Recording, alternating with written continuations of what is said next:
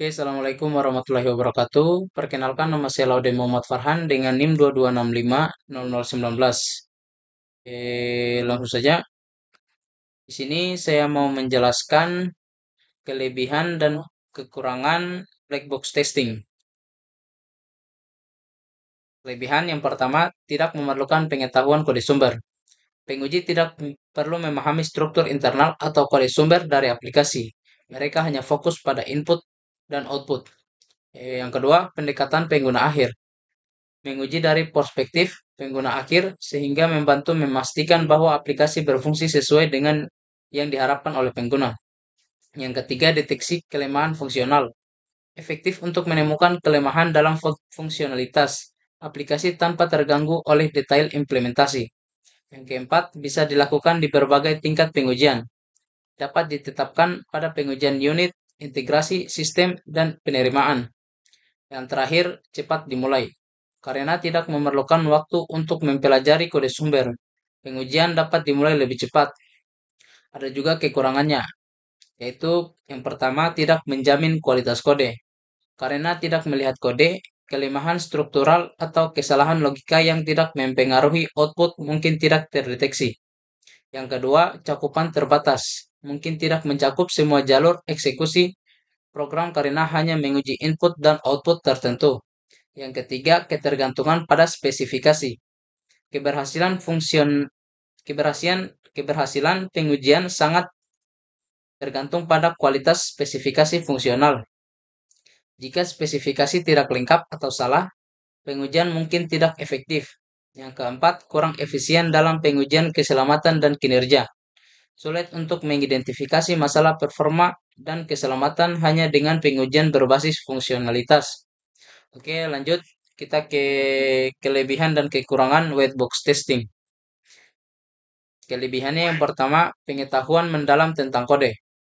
Penguji memiliki pemahaman mendalam tentang struktur internal dan logika kode, sehingga dapat melakukan pengujian yang lebih komprehensif.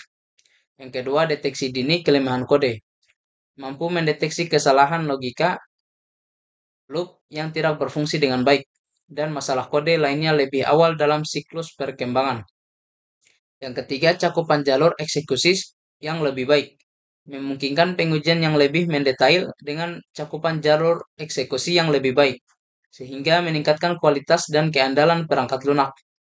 Yang keempat, ada optimalisasi kode. Membantu dalam mengidentifikasi dan mengoptimalkan bagian kode yang tidak efisien. Yang terakhir, ada pengujian keselamatan dan keamanan. Lebih efektif untuk mengidentifikasi kerentanan keamanan dan memastikan bahwa kode tidak mengandung celah keamanan.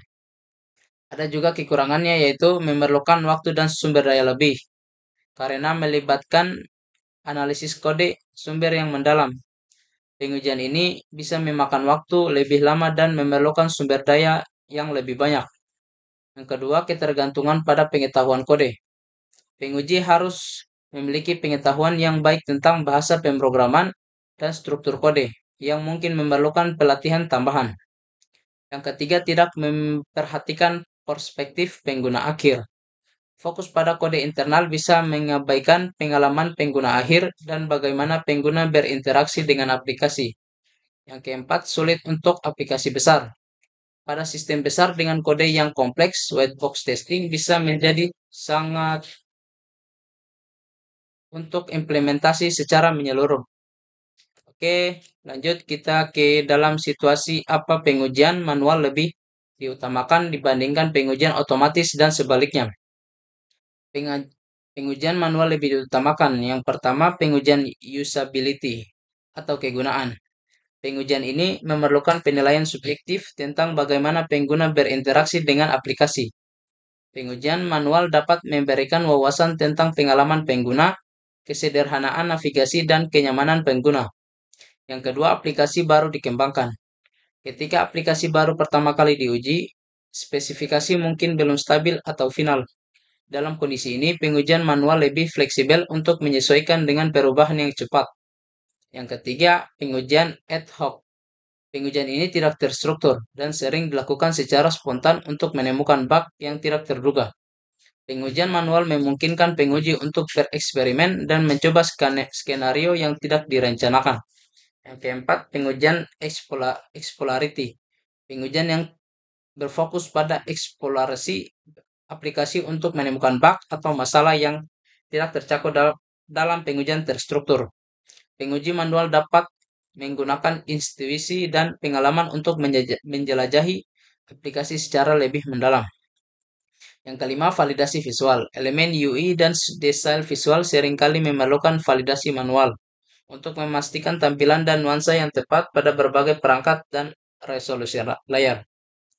Yang keenam, pengujian di lingkungan yang berubah-ubah.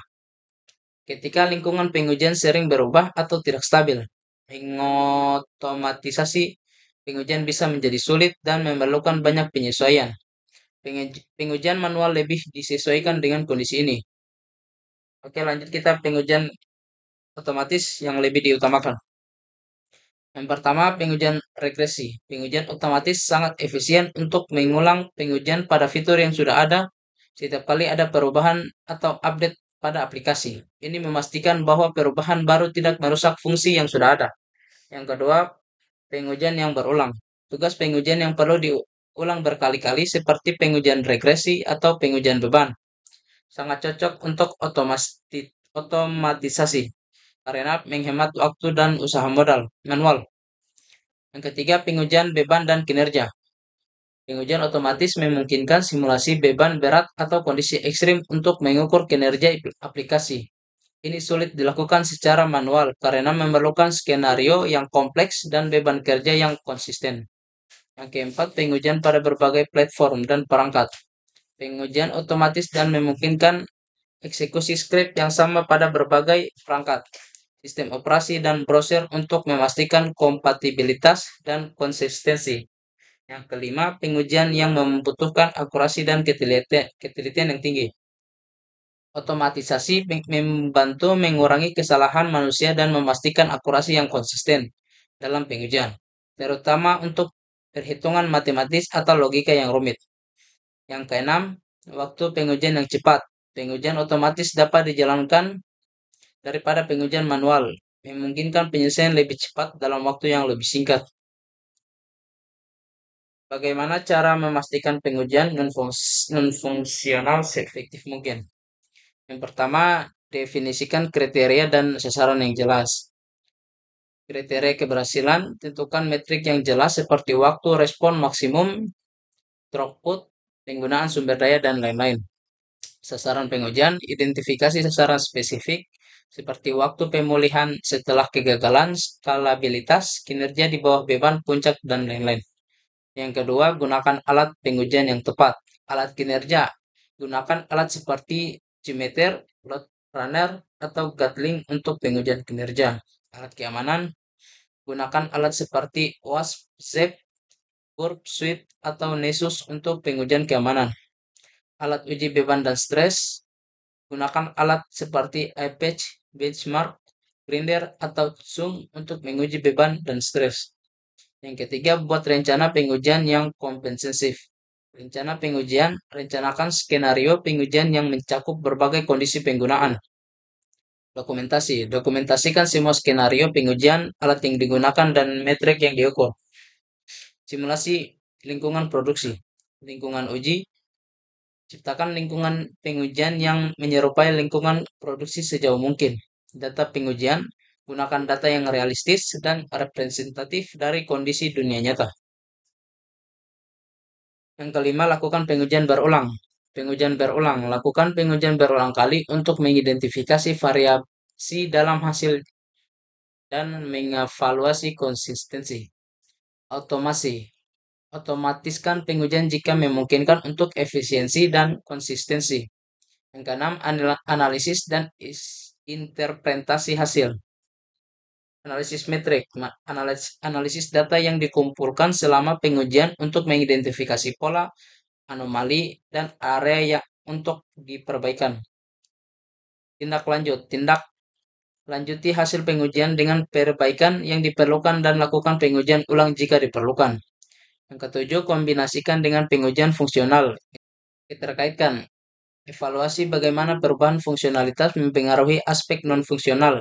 Yang ke-8, libatkan pemangku kepentingan. Kolaborasi, libatkan tim pengembang, tim operasi, dan pemangku kepentingan lainnya untuk mendapatkan masukan dan persetujuan terhadap perencanaan dan hasil pengujian.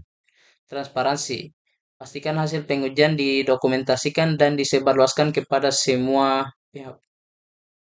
Oke, mungkin itu saja yang bisa saya jelaskan. Lebih dan kurangnya mohon dimaafkan. Wassalamualaikum warahmatullahi wabarakatuh.